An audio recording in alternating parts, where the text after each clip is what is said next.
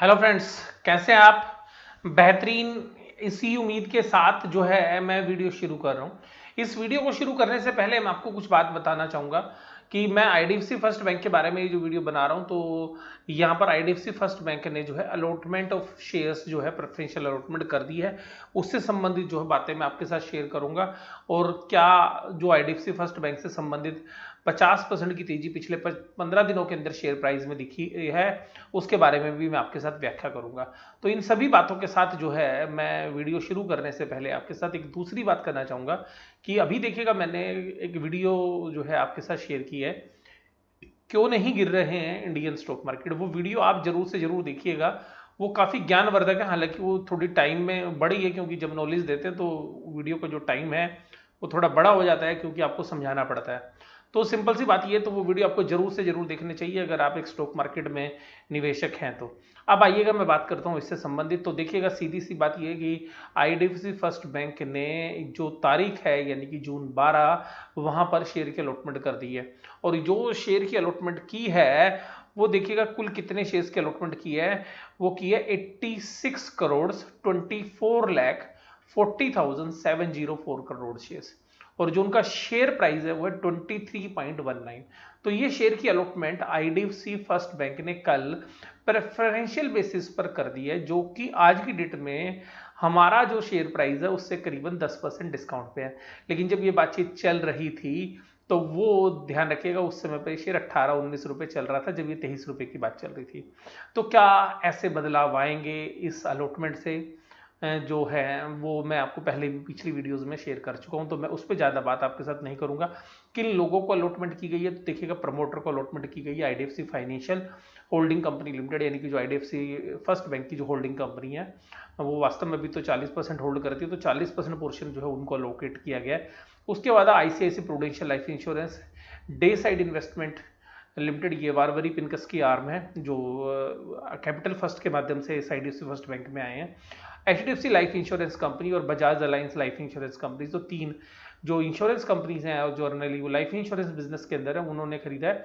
बारी पिनकस ने खरीदा है। और जो है आईडीएफसी के बाद जो सबसे बड़ा स्टेक है वो आईसीआईसीआई ने खरीदा है।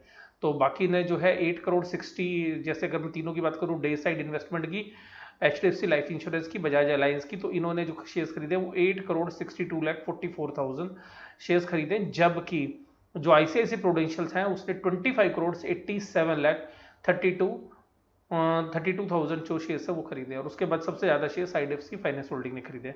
तो देखिएगा, यहाँ पर जो है इन अटकलों के बीच में ये जो शेयर बाजार है ये 50% की रैली हमें दे चुका है। तो कुछ बातें आईडीएफसी फर्स्ट से संबंधित मैं आपके साथ कर रहा हूँ इस वीडियो के अंदर, वो तो जारी ही रहेंगी। लेकिन इस प्रेफरेंशियल अलॉटमेंट का जो है positive impact IDFC first bank के शेयर्स पर पड़ता हुआ नजर आ चुका है, आगे भी पड़ सकता है।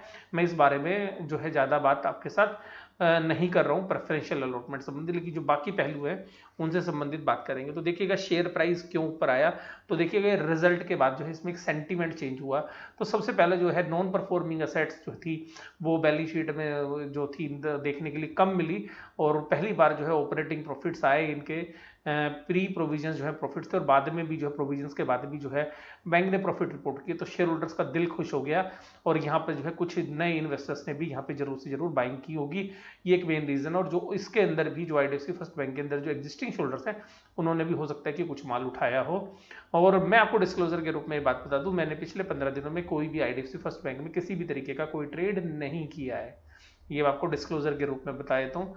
दूसरी बात क्या है कि एक आइडिया से जो संबंधित था, क्योंकि वोडाफोन आइडिया सेलुलर सर्विसेज के अंदर इनका काफ़ी एक्सपोजर है, जिसका ये प्रोविजन भी बना चुके हैं। और वहाँ पे ऐसा लग रहा है कि आइडिया की अगर प्रॉब्लम सोल्व हो जाती है, हालांकि अब उसकी हेयरिंग्स नेक्स्ट वीक में चली गई है, यानी कि इस वीक में आएगी, तो वहाँ से जो है आइडिया के शेयर्स के अंदर जो है तेजी देखी गई है।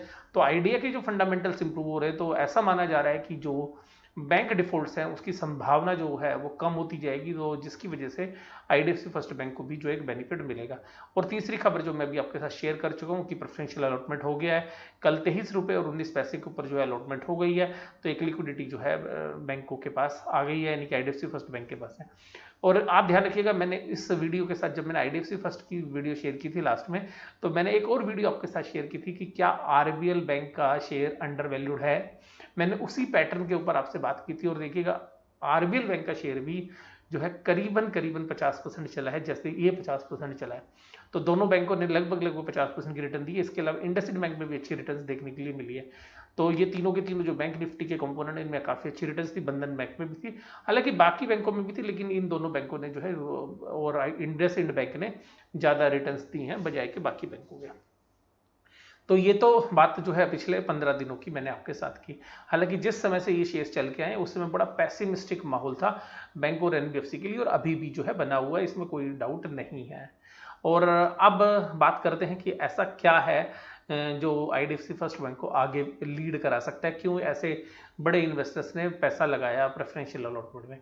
तो देखिएगा, मुझे ऐसा लगता है कि प्रेफरेंशियल अलॉटमेंट में इनका पैसा लगाने का जो रीज़न है वो ऐसा भी हो सकता है कि आईडीएफसी फर्स्ट बैंक जो है एक रिटेल चेन जिस तरीके से डेवलप कर रहा है ब्रांच के थ्रू, तो ये जो कंपनियां हैं, जो इंश्योरेंस कंपनी है जिन्होंने जनरली प्रेफरेंशियल अलॉटमेंट में पैसा लगाया, हो सकता है कि अपने फाइनेंशियल जो प्रोडक्ट्स हैं उनको इनके प्लेटफॉर्म से सेल कराएं। तो वहां पर भी हो सकता है कि आईडीएफसी फर्स्ट बैंक को भी एक फीस बेस्ड इनकम भी मिलती हुई नजर आए इन इंश्योरेंस कंपनीज की इन्वेस्टमेंट की वजह से। तो और एक टाई अप होने की संभावना भी जो है बढ़ती जा रही। तो बहुत बड़ा अमाउंट जो इन्होंने इन्वेस्ट किया है, तो यहाँ से ऐसे भी कयास लगाए जा रहे हैं कि जहाँ पे आईडीएफसी फर्स्ट बैंक को भी और इन इंश्योरेंस कंपनीज को भी जो है एक विन विन सिचुएशन जो है क्रिएट हो सकती है आने वाले समय में। तो इसको जो है प्रेफरेंशियल अलॉटमेंट को एक तरीके से दोनों कंपनियों के लिए पॉजिटिवली देखा जा रहा है। तो जो लोग उन कंपनीज में इन्वेस्टेड है उनके लिए भी जो है आप एक समझ सकते हैं कि एक इन्फॉर्मेशन मैंने आपके साथ शेयर की। इसके बाद जो मैं अगली बात आपके साथ करने जा रहा हूं उस बात को आप ध्यान से समझिएगा। और यहाँ पे जो आईडीएफसी फर्स्ट बैंक है टेक्नोलॉजी प्ले कर रहा है।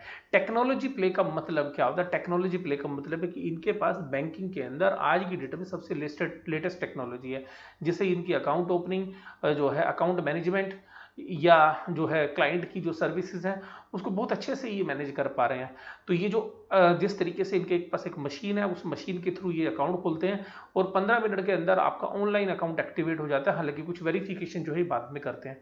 तो सिंपल सी बात है, ये जो नई जो तरीके की जो दुनिया क्रिएट हुई है कोविड-19 के बाद जो है, जिसमें सोशल डिस्टेंसिंग का बहुत बड़ा रोल है, वहां पर इस तरीके की जो टेक्नोलॉजी है बहुत बड़ा रोल जो है प्ले कर सकती है। तो जो मार्केट के एक्सपर्ट्स हैं, जो मार्केट के एनालिसिस्ट हैं, वो इन चीज़ों को भी फोकस कर रहे हैं कि क्या ये जो चीज़ें हैं ये इंप्रूव हो रही हैं या नहीं हो रही हैं। तो टेक्नोलॉजी जो है एक बहुत बड़ा प्ले जो है आईडीएफसी फर्स्ट बैंक के लिए बन सकता है। ये एक मेजर जो है ट्रिगर जो है इस शेयर्स के प्राइस के ऊपर आने का भी है। उसके अलावा एक दूसरा है कि मार्केट के अंदर इतनी घोर निराशा थी कि इनके नॉन परफॉर्मिंग असेट्स कहीं बैंक को तबाह ना कर दें, बैंक की बैलेंस शीट को वीक ना कर दें। लेकिन इस बार जो क्वार्टरली रिजल्ट्स आए, वी वैद्यनाथन जी ने जो रिपोर्ट पेश की, उसके बाद जो है लोगों के अंदर एक विश्वास बना कि शायद अब नॉन परफॉर्मिंग की समस्या इतनी ज़्यादा नहीं होगी। लेकिन देखिएगा, मैं इस बात से इनकार नहीं करता हूँ। मैं पर्सनली ऐसा मुझे लगता है कि अभी तक 2 क्वार्टर जो है मुझे वेट एंड वॉच जो है करनी पड़ेगी कि किस तरीके के आउटकम लोन फ्रंट पे आते हैं। और मैं किसी भी तरीके की गारंटी किसी को नहीं दे रहा हूं, क्योंकि मैं बैंक का एम्प्लॉय तो हूं नहीं, या मैं बैंक के बिहाफ पे तो बोल नहीं रहा हूं। लेकिन मुझे पर्सनली ऐसा लगता है कि अभी जो है वेट एंड वॉच करना जो है ज़्यादा उचित है, क्योंकि जिस तरीके से अनसिक्योर्ड लोन इनकी बैलेंस शीट में है और मार्केट ने इनके अनसिक्योर्ड लोन पर बहुत ज़्यादा एंटिसिपेशन कर लिया था कि खराब होंगे, तो उस वजह से उतना खराब नहीं हुए, जिसकी वजह से भी एक ऊपर की जो चीज़ है वो आपको ऊपर के जो प्राइस है वो देखने के लिए मिले इस बैंक में, ये भी एक रीज़न था। और उसके बाद मैं आपके साथ जो बात करूंगा कि जो 7% का रेट ऑफ इंटरेस्ट है, जहां पर रेट ऑफ इंटरेस्ट गिरते जा रहे हैं, और 1 लाख रुपए से अगर आप ज़्यादा पैसा आप आईडीएफसी फर्स्ट बैंक में रखते हैं तो आपको 7% का रेट ऑफ इंटरेस्ट देते हैं, जो कि बहुत सारी बैंक्स की एफडी के रेट से भी बहुत ज़्यादा है। तो ये जो 7% का जो रेट ऑफ इंटरेस्ट है, ये बहुत सारे जो नए कस्टमर्स हैं उनको अट्रैक्ट कर रहा है। और बैंक ये 7% जो इंटरेस्ट दे रहा है, ये हो सकता है कि बाद में जाके कम कर दे, लेकिन अभी क्या है कि नए कस्टमर्स को अपने बैंक के साथ जोड़ रहा है।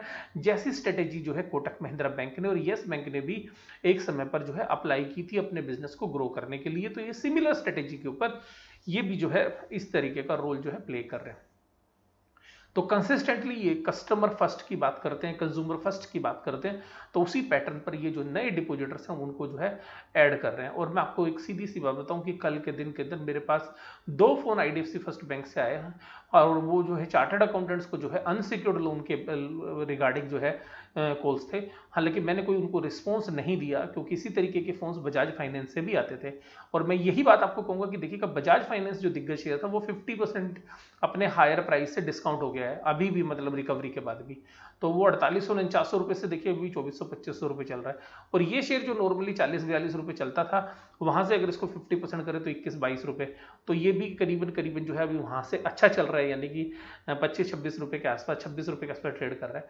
तो जहां पर एक दिग्गज एनबीएफसी के अंदर जो करेक्शन हुई, जो मार्केट में लीडर थी, सारे वैल्यू इन्वेस्टर्स उसके अंदर इन्वेस्टेड थे, बहुत दिग्गज जो इन्वेस्टर्स थे, तो वहां से अगर हम देखें तो आईडीएफसी फर्स्ट बैंक के अंदर करेक्शन बजाज फाइनेंस के मुकाबले में कंपेरेटिवली कम हुई है।